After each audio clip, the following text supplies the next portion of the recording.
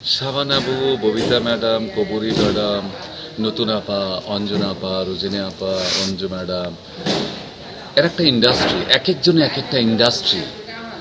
আমি তাদেরকে দেখেই কিন্তু ডান্স শিখেছি।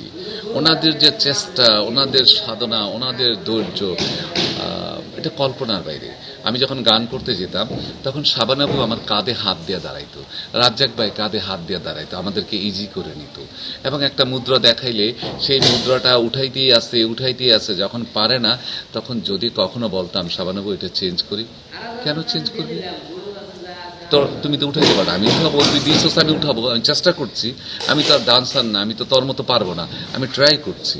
তো অনেক সময় না সত্যি ভিতরে ভিতরে কাঁদতাম যে এত এত মেধা এবং এত সাধনা শাবানা আপু, রুজিনা ম্যাডাম, ববিতা ম্যাডামের ভিতরে। এবং এই যে তাদের কবরী আপা দেখলে, ওই আজিজ কেমন আছোস রে, ভালো আছোস,